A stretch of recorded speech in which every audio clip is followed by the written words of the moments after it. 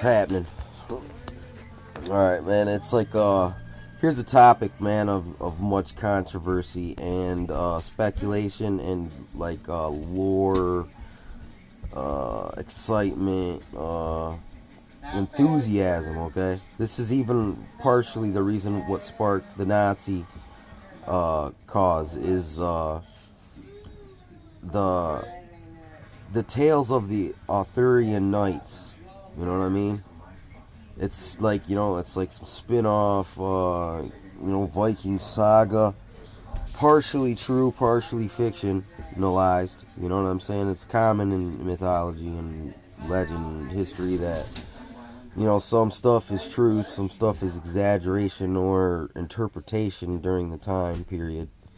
Like, the term dragon, you know what I mean? It's in the Bible. It's to snuff up the wind like dragons. And, people are like, well, no dragons ever existed. But then we have all these dinosaur bones.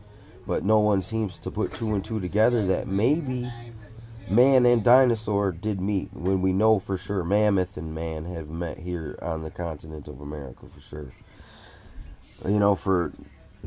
For instance. So it's not totally that crazy to think maybe it's possible, just possible, not saying for sure, but like I said, there's this cover-up going on in science and history and everything, where it's just, if there's nothing but the mainstream ideology is accepted, so it's just weird. But anyway, back to the Arthurian Knights, okay?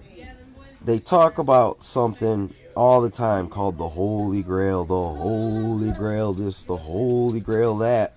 When the Holy Grail, I'm not even sure if that is even a term that is in the Bible at all, or even mentioned in the Bible. And it's just made a big deal out of, just like the Virgin Mary, this, that, when in the Bible she's not really edified to that level, you know what I'm saying? In all actuality, I know this to be what it is they're worshiping still the Queen of Heaven. They just changed her name from Isis to Mary.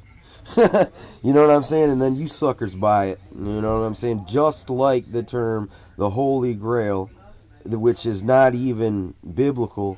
It's a spin-off, fantasy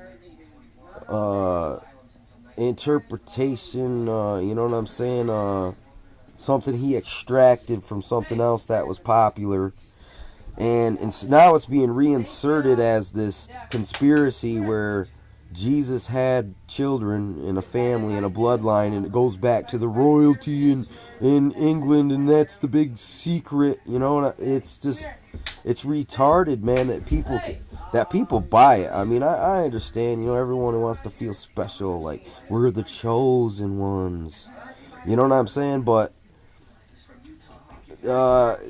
unfortunately, we're not, man. We're just one little speck of sand, dude, in an infinite sea of people that have lived and died, and even, even if, you've done something so great where you're just, you're almost immortalized, but you can't even be, because if there was a great cataclysm like there was in the beginning, there'll be nothing. Nothing will be remembered ever. Just like now, like, we still look back and speculate and can't tell all the answers, and we probably never will know by our own means anyway. You know what I'm saying? It's kind of like, they say, to try to use your mind, which is limited, to learn that which is limitless, is a stupid practice, and it's impossible anyway. So you gotta humble yourself enough to accept that, look, I can't know everything. And this is actually also a biblically backed philosophy. You know what I'm saying? It's like, the greatest of man's knowledge is foolishness to God. Because, he can see it all, the forest and the trees. He created the forest and the trees, so he can see it in his mind. He ain't even got to be there. It lets us, to try to put yourself in those big shoes just for a moment. Just to get a grasp of what it would be like if, let's say, just if it's true. because I'm not going to force you to believe as I believe, but you can ponder the things that I ponder with me if you wish. You know what I'm saying? You can dismiss it off as just crazy talk, or you can see it for what it is. It's just, hey, you'll never know until you try to know in the first place. Or it's kind of like, if you throw seeds in a place that's not fertile, you throw seeds on stone, they don't grow. You got to throw seeds on fertile soil where things can take root and turn into something that produces fruit, basically.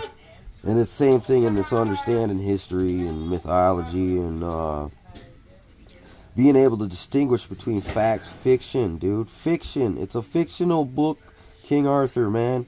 Come on. How are you gonna put this off as the God's honest truth, but then disregard God's honest truth in the first place? How are you gonna try to piggyback on this real good thing and insert this stupid thing that's just all about kings, man, and royal families and stuff?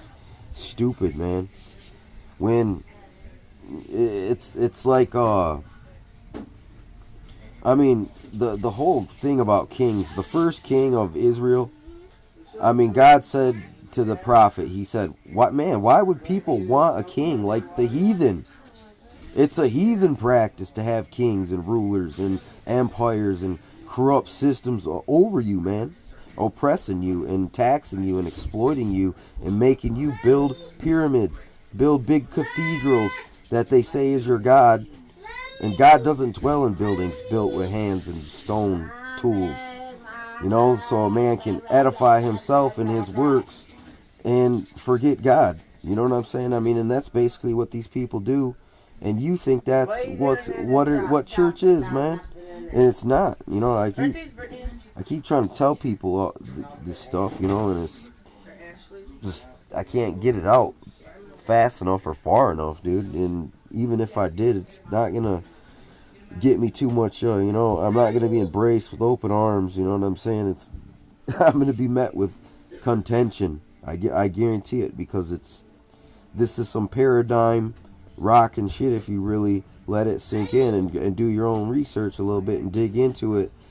It's not the fact that I'm out here dabbling because I want to dabble in something else.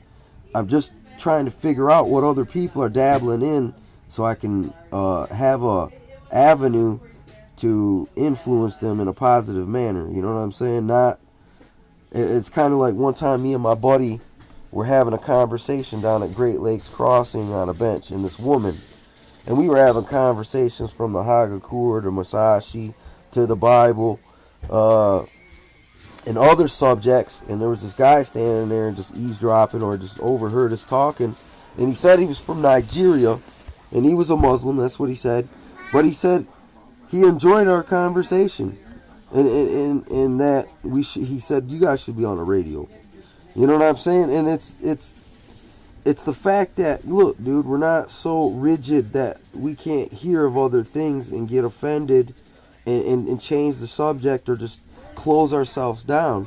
We're open and receptive to all, you know what I'm saying? But at the same time, look, we're going to let the, it's kind of like, what is it? Let the dice fall where they may. But look, truth is still truth. Reason is still reason. Logic is still logic. You know what I'm saying? And fact is fact. Fiction is fiction. Up is down. Left is right. Or left is left. Right is right. Black is white. Or black is black. White is white. 2 + 2 = 4. That's basically what I was saying, but I just got twisted up there because that was confusing. But that's exactly how they get you right there. Is how I just did it to myself. Is they get you caught up in all this stuff and you get disorientated. But sometimes you got to take a step back, recalibrate, take a new fresh reading, and make sure you're still traveling in the right direction. Because out of 360 degrees, only 1 degree is the correct direction.